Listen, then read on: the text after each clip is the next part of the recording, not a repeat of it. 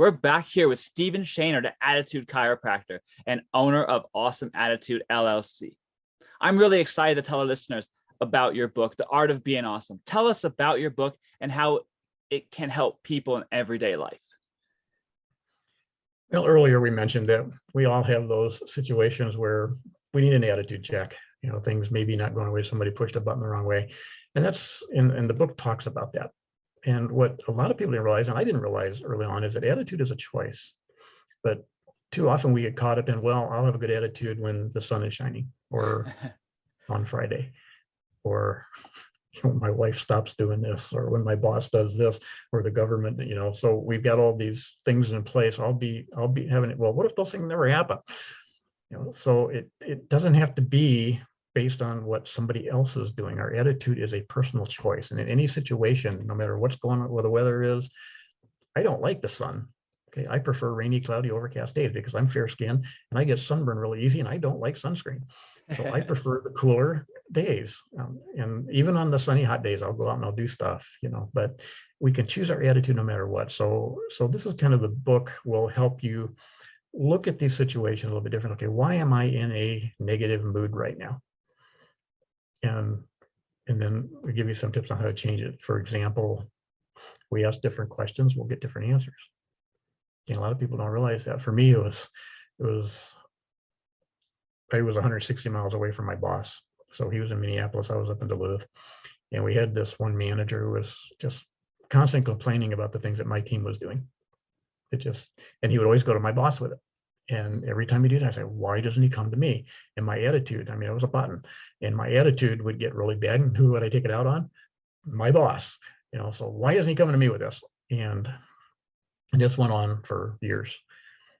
And one day he wrote an email to my boss. Look what they did now. Right. So my boss finally, kind of being tired of middleman, he just forwarded that email to me and went, Stephen, ? And of course that pushed my button and I went negative. And finally I sat back and I said, okay.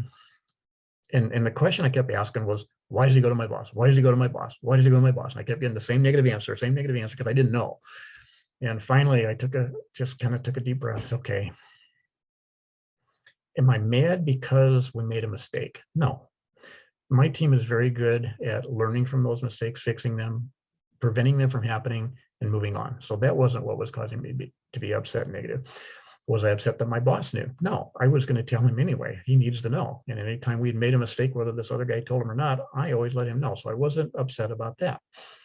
I kept going down this road, asking different questions, and I ended up right back at the same question. Why does he keep going to my boss? And I changed it. I said, why would he go to my boss? It's a different question. And then I realized, they've known each other for years. They have a relationship. They have trust. I was in control again. Wow. So I immediately replied to this email. Here's what happened. Here's what we're going to do to prevent it in the future. Thanks for letting us know. If anything like this happens in the future, please feel free to let me know. I then called him and I set up a one-on-one with this guy every 2 weeks so that we could develop that relationship and build the trust with us. So by asking a different question, it set me down a different path. And that's huge. So if we are in a situation that we're negative, what questions are you asking? Yeah. Okay, what was that trigger and what question are you asking? Ask a different question and keep asking different questions. Wow. And that will, and even the question, why am I negative right now? Well, this happened. Okay. Change that question. Look at it differently. That's some deep information. Right now, I'm thinking about that. Right too, but in my head right now, I'm thinking about everything that I would say negative and flip it around. That is really, really great information. I think every listener out there is going to be like, "Wow, oh my!" Like they have epiphany right there and then when they're thinking and listening to everything you're saying. Yeah. If we keep asking the same question, we'll get the same answer. So we need to ask different questions, and it's actually can be quite fun.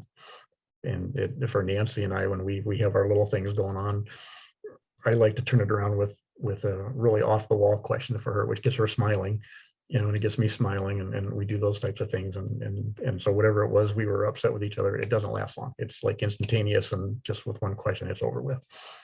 So So asking different questions can be fun, and have fun with it, because it really does make a difference. Great I marriage talk about, counseling. yeah, I talk about the words we use, and this is so important. And this is this is where I spend most of my time, listening to the words people use. I was at a Toastmasters convention, and it was a Friday night dinner. We were sitting there. It was me and Nancy, and then my boss that I was telling you about, we joined Toastmasters at a time. He was sitting over there, and there were some other people that I just met, didn't know very well. And I looked over at Dwayne, he was actually my ex-boss at that point. But I asked him, I said, "Are you going to be an area governor next year?" And he says, "Well, why would I want to do that?" Just kind of tongue in cheek. I said, "It's the best job in the district. You get to visit clubs, you get to give lots of presentations, you get to organize speech contests, and you get to do all of these things." And a lady across the table I just met, she says, "Well, one of the girls in my club is an area governor. She hates it." Oh. And I said, "Really, why?" And she said, "Well, she has to go visit clubs, she has to give presentations, she has to do." And what was the difference? The word I used was get to. The word used has to. When you have to do something, how do you feel? When you get to, how do you feel? Yeah. So anytime you catch yourself using that word, "Well, I have to go do this," stop yourself. No, you get to. We were finishing up work one day, and there was a couple of ladies from the office next to ours. They were kind of planning a little after work social with some of the people from my office, and I happened to walk in the middle of the conversation. One of the ladies was there with her daughter, and her teenage daughter, and they asked if she was going to come along, and her response was, "No, I have to take my daughter to soccer practice." And I just, looking at the daughter's face, and you could just see it, you know. And next time I had the opportunity, I says, "Don't ever use that word in front of your daughter." I says, "You get to take her to soccer practice, and you get to enjoy taking her to soccer practice." So those types of words are huge. The word can't. Okay, when we say the word can't, I've kicked people out of my office for using the word can't. They come in, I was like, "Oh, you use the C word, you're out of here." And every single time, a couple of minutes later, they come back and say, "Well, we could if we did this, this, and this." So as soon as you eliminate that word can't, possibilities, spring into your mind. So can't is a huge one. But we have to be careful with the words we use, because if I say, "Man, this is devastating," what am I going to experience? Devastation, whatever that means to me. Okay. So if we're using those types of words, boy, this is a nightmare. Guess what I'm going to experience? So if we change our vocabulary up, and if we're using those words, that's one of the things we listen for. If I'm using this word over and over again, and the word is devastating, I need to eliminate that word. Find something else. How are you today? Okay. We hear those words or some combination of those more than any others. What kind of replies do we get? I've been ignored. And then you get the people, "Well, I'm alive." I don't want to jump into a conversation with that person. I get clients saying that every day to me at 6 o'clock in the morning when I'm training them. So I got to change their mind around next time. Yeah. So I'm going to go talk to a guy that ignored me a minute ago. I was just like, so those things. But and I talk about it, I have a whole chapter on that in my book on the vocabulary. But since then, I was thinking about this question, "How are you today?" and asking different questions and getting different answers. So I don't ask that question anymore. I now ask, "Are you awesome today?" And that, because it's unexpected, people, and I'll get responses like, "Well, yeah, I'm awesome every day." I love that answer. Or, "Gee, I haven't really thought about it much, but yeah, I'm doing pretty good." So it forces them to think a little bit, and it's not just the routine, mundane answer. In fact, that's what my new podcast is going to be called, "Are You Awesome Today?" So by changing up the vocabulary we use is huge on our attitudes. And we really do need to pay attention to the words we're using and make sure we're using words that empower us and empower people around us.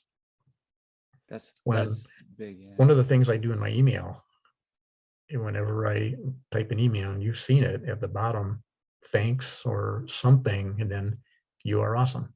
I like that. Yeah, I saw that every time. That's really good. I type it every time. Nice. It is not part of my signature. Very good. Okay, and why? Because it reminds me, And the replies I get are amazing, because some people, well, thank you very much. I wasn't expecting that. Now, very seldom does a week go by that somebody doesn't send me something with the word awesome in it. I got one the other day. A guy sent me a text, and he had a picture. He was walking on the sidewalk with his family, and some kids in chalk had written on the sidewalk, "You are awesome." And he took a picture of it and he sent it to me. And I get that kind of stuff all the time. Need t-shirts. Yeah. So we get, I talk about gratitude in the book. And gratitude is huge. And in any situation when you're negative, if you just take a step back and say, okay, what am I grateful for in my life right now?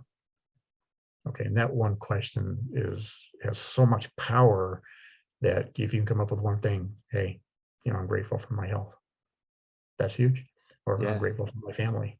That's huge. And that can turn a negative atmosphere around like that. So those are the types of things I talk about in my book. It's a quick read. You can read it in about 45 minutes. It's available on Amazon, both paperback and Kindle. So be sure to check it out.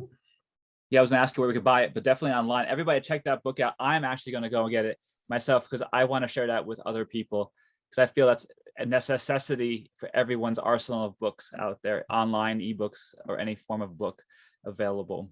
Yeah, that is great. Like, this is honestly, today I'm actually feeling so much more energized after talking to you. I felt more awesome, to be honest with you. It's like kind of like intriguing to hear that. It's very much great material. And the company has a great name, Awesome Attitude LLC. I noticed that you use the word awesome. What does the awesome mean to you? And what made you call the business Awesome Attitude? I could pretty much guess, but I would love to hear what you have to say. Awesome to me, it's just really just being positive to me is what awesome is all about.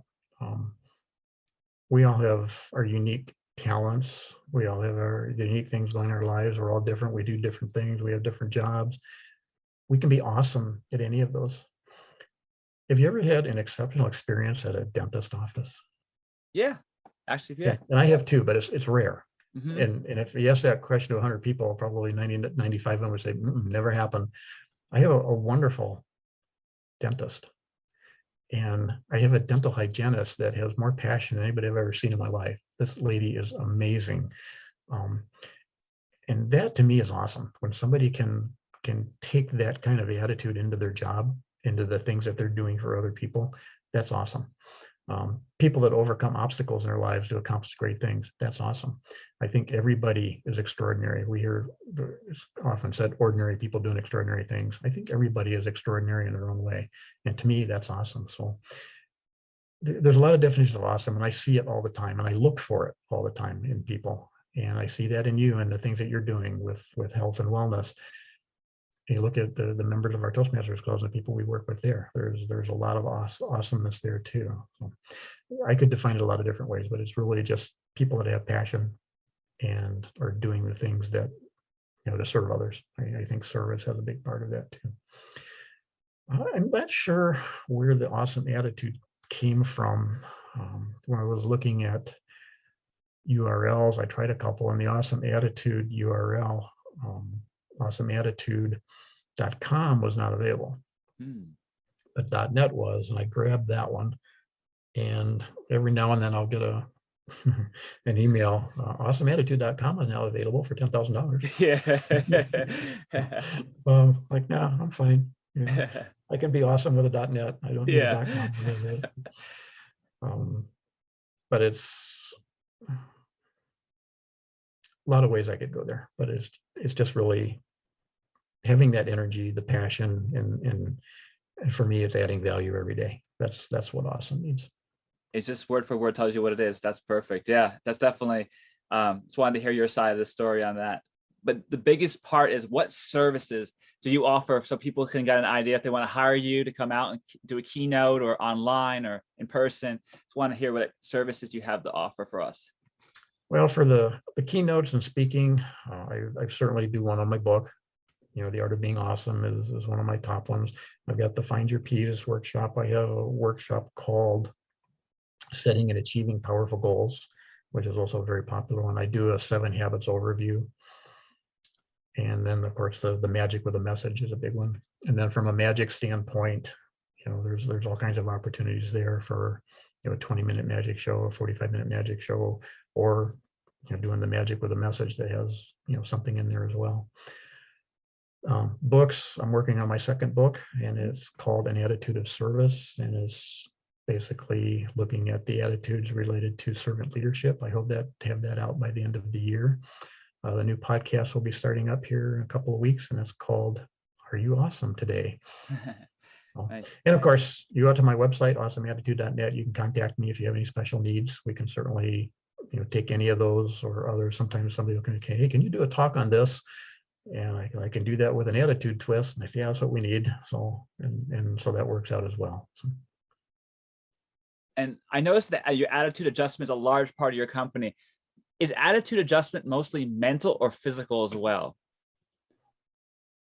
No, it's both. Like I said, sometimes we get the mental attitude to go, but the physical attitude isn't there. So they feed off of each other. We have to have that energy to be able to, they have the passion to do those things. If we don't have energy, it's if you can get up with the intention of doing something great, but if the body isn't willing, it makes it a little tough. So it's both.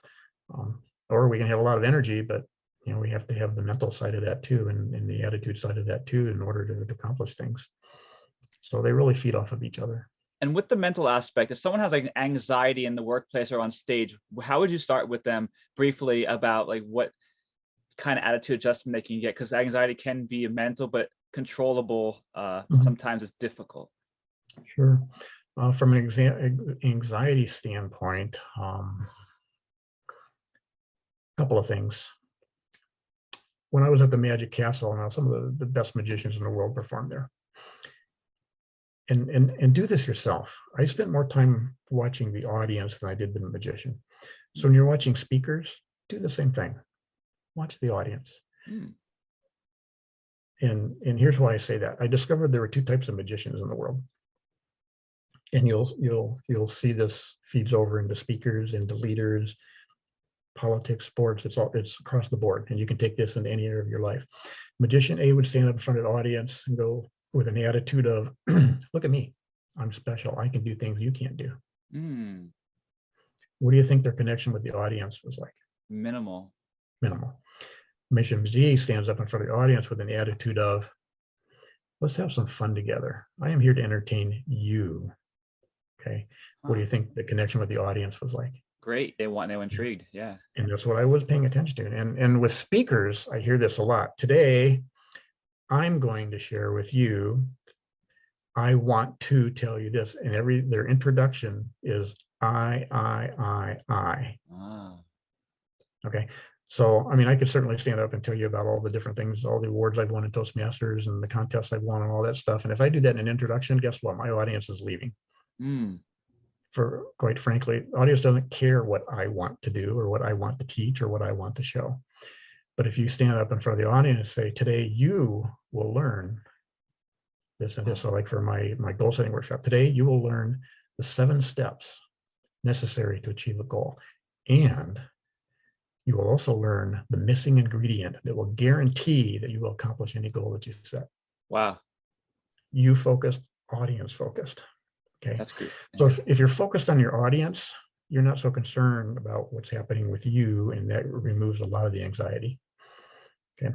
Number 2, visualization is huge. Anytime before I do a magic show, I took a few minutes before this, and I just took a few minutes to close my eyes and I visualized myself having fun, having energy, adding value, okay, and seeing my audience having a good time. So visualization is huge, because when you visualize something, your audience doesn't know that that is fake. It registers that as a real event. So if you visualize yourself giving a great speech, your audience having a good time interacting or doing a good magic show or whatever it is you do, visualize it over and over and over again. Your mind is registering that as an actual experience. Wow. Okay. And finally, stories. Okay, that is a big part of what we do when we're speaking. We know the essence of public speaking is tell a story, make a point. Tell a story, make a point, because people will remember the stories. When they remember the stories, they remember the point you were trying to make. Why do people go to the movies? For the stories. They watch TV for the stories. Why do they? Well, they watch the news. It's for the stories. And that's the other thing that I talk about in my book. If you're watching the news and it's bringing you down, don't do that anymore. I don't watch the news anymore. Okay. It's for the stories. People love stories. That's true. People Very true. need to hear your stories. More importantly, and this is for anybody that's a speaker doing anything in front of an audience, people want to hear your stories. So when you think about speaking from those standpoints, okay, being audience focused, okay, visualizing yourself having fun, and telling those stories that are so important, the stories that made your life unique, the stories that talk about how you overcame this, the story that talk about how you have energy every day in your life because of the wellness program you're on. People want to hear those stories. And I tell that to everybody that I work with that is a speaker. Okay, tell your stories. People do want to hear them, and I think that is huge. So I think those three things in combination will eliminate anxiety. I've been doing magic for a lot of years. I've been in front of audience for a lot of years. I've been speaking for a lot of years. I did a wonderful program by Tony Robbins called Fear into Power, the Firewalk experience, where we walked on hot coals. Wow. That was something that I had a legitimate fear about. I mean, you think about those coals are 1800 to 2000 degrees. To give you a reference, your oven goes up to about 600. Okay, so that is a fear. But if I can do that and overcome that fear, what can I do in my relationships or my business or anything in my life? So having done that has removed a lot of the fears in my life and anxiety. But I still think, be audience focused. Use the word you a lot instead of I. Visualize yourself as a successful speaker, magician, wellness coordinator, whatever it is you do, and tell your stories. That's Those the best. will, I think, eliminate a lot of the anxiety that you have. That's a great message right there. That's everyone listening. This is actually a great keynote. All this information we're getting could be a keynote wrapped into one. It's really, really good. This is all free information. Definitely got to follow up with Stephen. And for Stephen, for any of our listeners out there, is there anything else you want to mention that I forgot? I know we talked a lot, but all the information was priceless, I feel. No, I think the biggest thing that I'd like to share with people is figure out what your passion is, and figure that out and go out and do it with a positive attitude. The things that you can do with your attitude. I mean, imagine what your relationships would be like if you were one of those people that was positive all the time. How about the relationship with your spouse or the relationship with your kids or your coworkers? What would your relationship be like if you just made some simple changes rather than being negative some of the time or negative all the time? We've met those kinds of people as well. So you have that power. Choose to be someone who empowers others and leads them down a path that is happy, energetic, and has a positive attitude. Your life will change, and more importantly, you'll change other people's lives as well. That's definitely great closing remarks. And it was a pleasure learning about you and your company. And I greatly appreciate your time. But thank you so much for sharing your programs and your awesome business with us. I know our listeners have really learned a lot about you and your awesome attitude company. But please reach out to Stephen Shaner for questions, comments, and interest. And if you're interested in working together, contact him on his website. And all of his information will be in the bio section of the podcast. And purchase his book and find his book online. And his podcast is coming out soon. But have an awesome fit day, Stephen, and I hope everything goes according to plan. And I know you always will be awesome. Thank you. Thank you, Jason. Thanks for having me. This has been fun. And if I can help you in any way or any of your listeners in any way, please reach out. I'd be happy to do that. Have an awesome day. Great. Thank you very much.